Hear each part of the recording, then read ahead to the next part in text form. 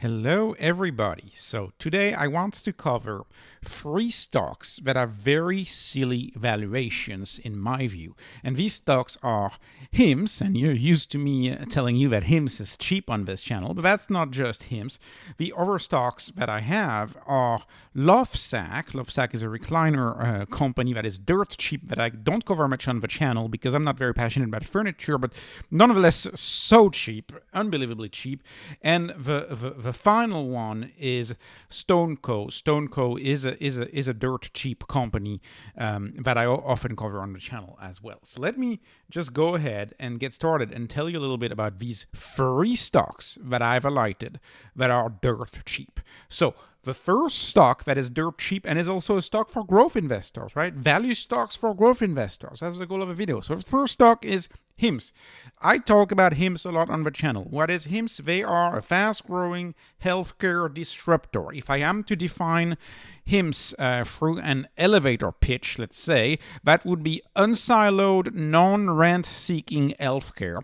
And that would be something that I would contrast with a modern healthcare, which is siloed, i.e. you gotta go see one doctor, then you gotta get a referral for a specialist, and then you gotta go see another entity, which is the pharmacy. And then, of course, everything is regulated by your insurance, and your insurance depends on your job, so it's all siloed. Unsiloed healthcare is what HIMS is. It's one app. You do everything with one app. It's very easy. And the current system I also would define as rent-seeking sick care. Why rent-seeking?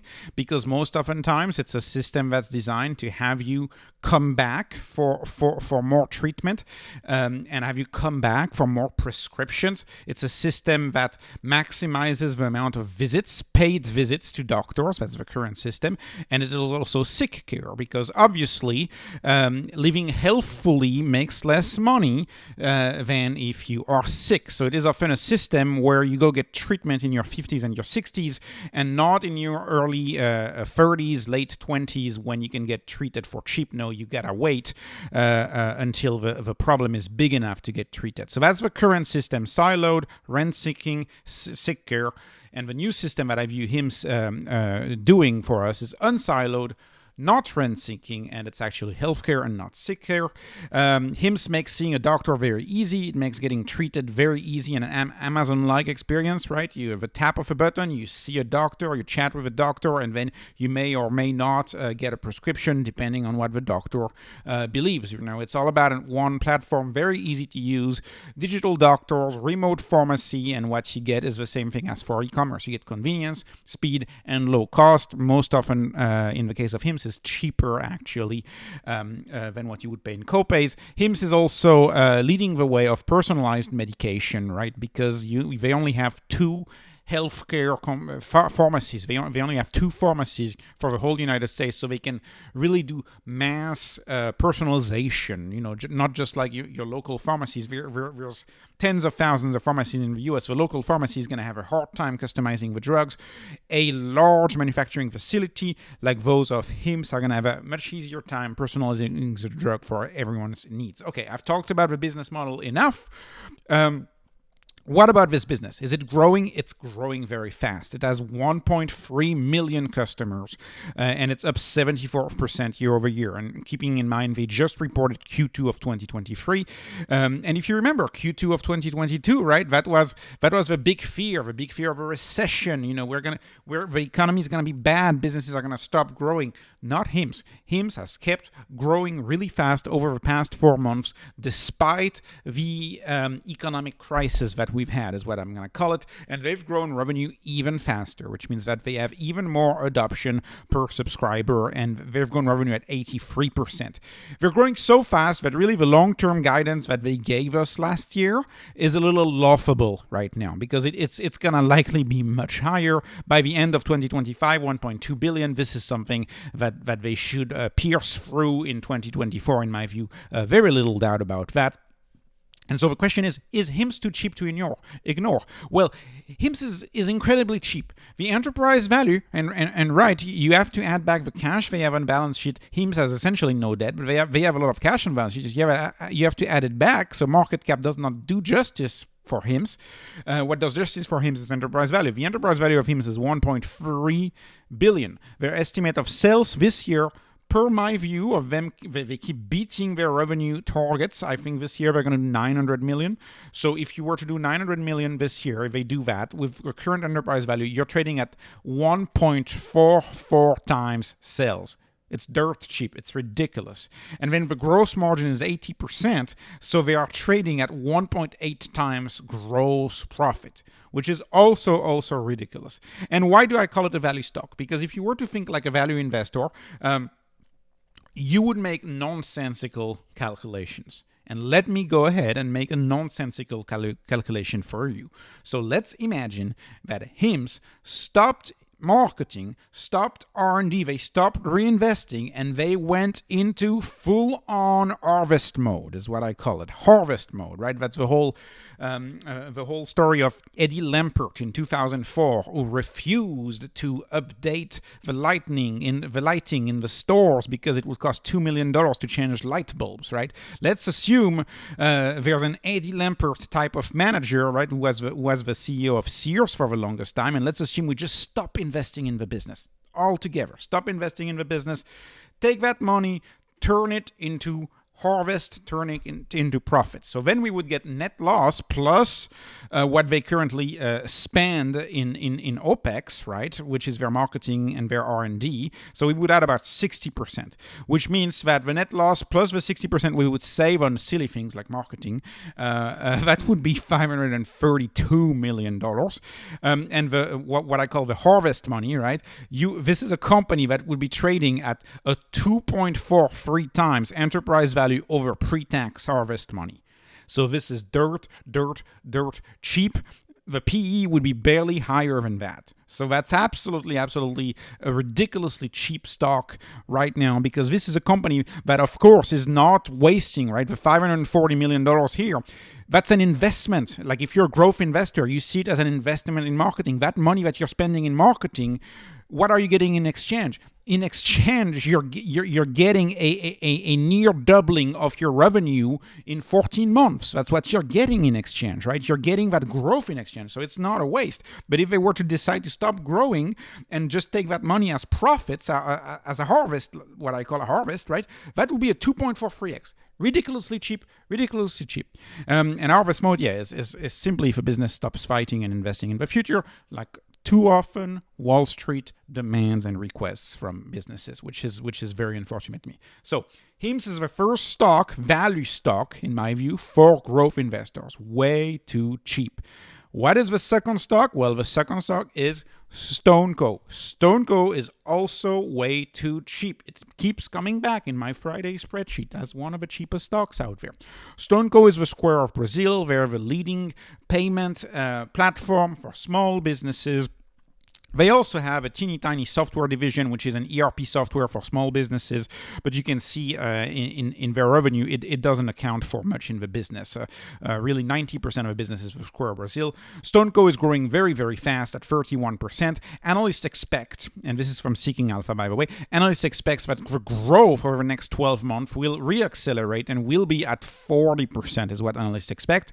And I'm leaning towards such an estimate too, because the Brazilian economic boom has just started. That's why you may know I focus on a few Brazilian companies on this channel. Namely, another one is Nubank and Mercado Libre. They're not Brazilian companies, but they have a big market in Brazil. Really looking forward to this. If you look at Lula in Brazil, he has succeeded in getting the central bank dropping the rates. So this is from Bloomberg. Brazil kicks off easing cycle with surprise half-point interest cut. And so interest rates are like gravity, right? Cutting interest rates by 50 basis points, that's like removing some gravity. And when you remove gravity, stocks fly, revenues fly, households make more money. It's just like gravity. And if this is just the beginning of them cutting rates, it's entirely likely, in my view, that the Brazilian economy is going to boom, because that's what happens when you cut rates. Look at what happened in 2020 when rates were cut around the world. We didn't understand, but the economy was doing very well. Why? Because the rates do that. So I'm looking forward to that 40% revenue. So this is a high growth stock. Granted, not as high as HIMS. HIMS is 83%, but 40% is nothing to sneeze at. My threshold is 30% for a growth stock on this channel. So is StoneCo too cheap to ignore? Well, surprise, surprise, StoneCo is actually the most expensive stock out of the three stocks that I covered today, but StoneCo is dirt cheap. So if you look at StoneCo, the enterprise value of StoneCo is $4.17 billion. That's their enterprise value, right? Adjusting for debt and cash on the balance sheet.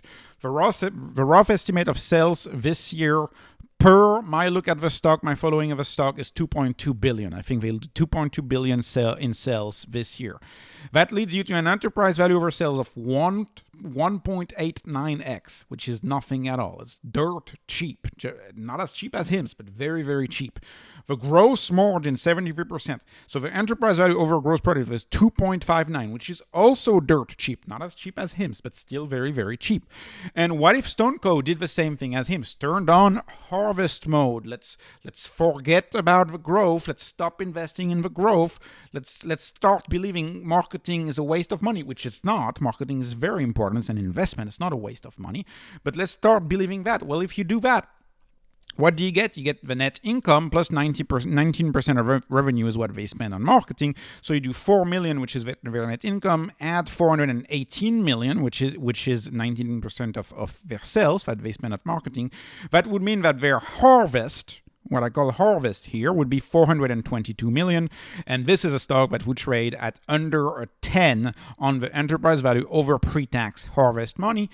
Again, a dirt cheap company for a stock that grows at a rate of 40%. Not as cheap as HIMS, but very, very, very cheap.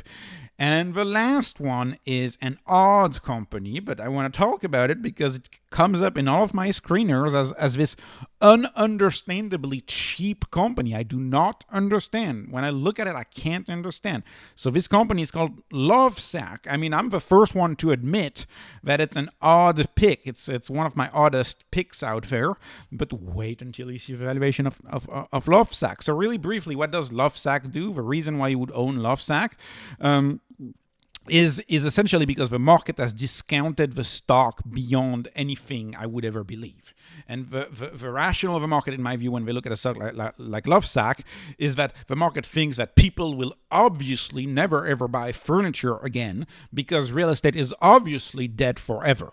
And the stupidity of that statement knows no bound. This is a very stupid statement. But if you look at what's happened to all of the real estate stocks, you know it's how the market thinks. The market is like, oh, interest rates are 7% mortgages. People are going to stop buying houses. Family formation is going to stop. People are not going to want to live in neighborhoods anymore. They're never going to buy a house again. You know, you're never going to send your schools again because you want to get a good house in a good neighborhood, right? Because interest rates are 7%. And interest rates, it's well known, according to Keynesian economics, interest rates are the only factor as to whether you buy a house or not, right?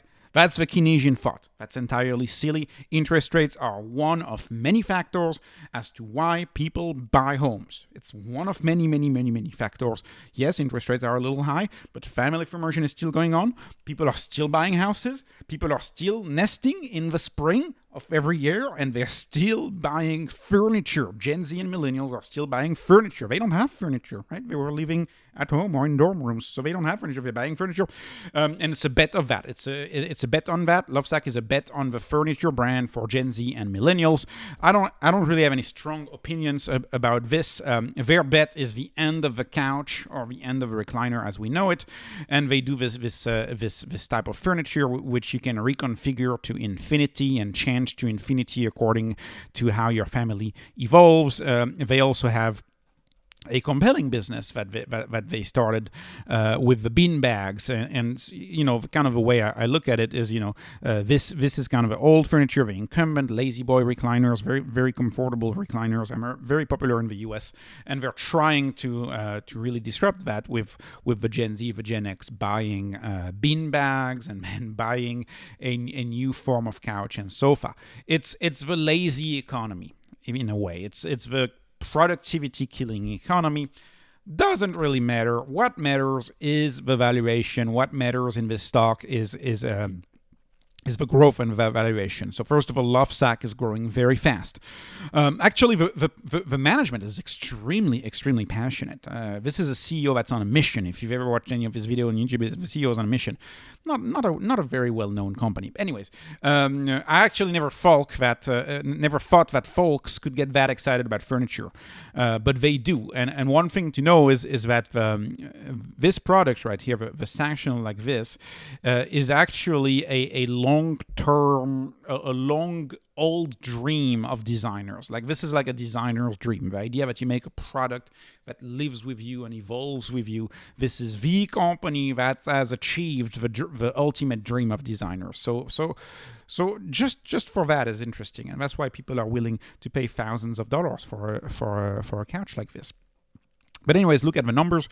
If you look at the numbers, this is a company that has grown sales about 30% a year. And this is a company, in my view, whose sales will rebound as people inevitably furnish their homes. If you've been able to compound like that, I think they will likely keep compounding. The product is differentiated in half. And again, as we have more family formation, we have more furniture purchases, etc. But anyways, that's not the exciting part of this stock. The exciting part of this stock is the price. The price is ridiculous. I can't even begin to understand how ridiculous this price is. This is a company, enterprise value is $479 million, and my estimate of their sales this year will be $700 million of sales. They have 53% gross margin. So before I go to EV over gross profit, this is an enterprise value over sales of 0.68, and I don't know what to say. I mean, this stock is not trading even at one-time sales, right? And keep in mind, this is not a GM that has 3 times as much debt as assets, right? This is not a GE that does revenue financing. None of that. They have a little bit of debt, but nothing alarming at all. And if you do the gross margin, of course, they sell hardware, right? Furniture is hardware. You can't have gross margin type of margins that you get in software. You can have software type margins in hardware, but this is very good for hardware at 53%. Enterprise value over gross profit on there is 1.29 times gross profit. Again, I don't know what to say. And keeping in mind, those metrics are actually cheaper than HIMSS here. That's the cheapest of all three. And what if LoveSac actually turned on harvest mode? Well, LoveSac would actually not be as good as, say, HIMSS, not be as cheap as HIMSS, but it would be cheaper than StoneCo if it turned on harvest mode. And the reason for that is because they actually don't spend that much in marketing. Their customer acquisition cost is very reasonable at around $600. So it's fairly reasonable for a couch that costs $7,000, right? It's fairly reasonable. So if you look at marketing, if you remove marketing, so they lose a little money, they lose $32 million. You add back 20% of the revenue that you spend on marketing, and then you get $108 million, which means that the harvest, right, the enterprise value over the pre-tax money harvest would be a 4.4x. Again, this is dirt cheap. And this is a company, of course, that should keep investing in its future because 30% growth rate is nothing to sneeze at, especially in the field of brick and mortar and in the field of selling hardware. When you sell hardware, it's tough to grow as fast as when you sell software. Very impressive company. I don't understand why it is this cheap. I absolutely don't get it. So anyways, these were my 3 stocks that are both value stocks and growth stocks, i.e. they are perfect value stocks for growth investors, right? You're not supposed to see both in a stock, but there are stocks out there that can please both very value-oriented folks and very growth-oriented folks. And, I'm a growth-oriented person, but if you can get it at a value price, That's even better. So this was not investment advice. This is just entertainment. No investment advice ever on this channel. I appreciate your likes. I appreciate your subscribes. Have a wonderful, wonderful day.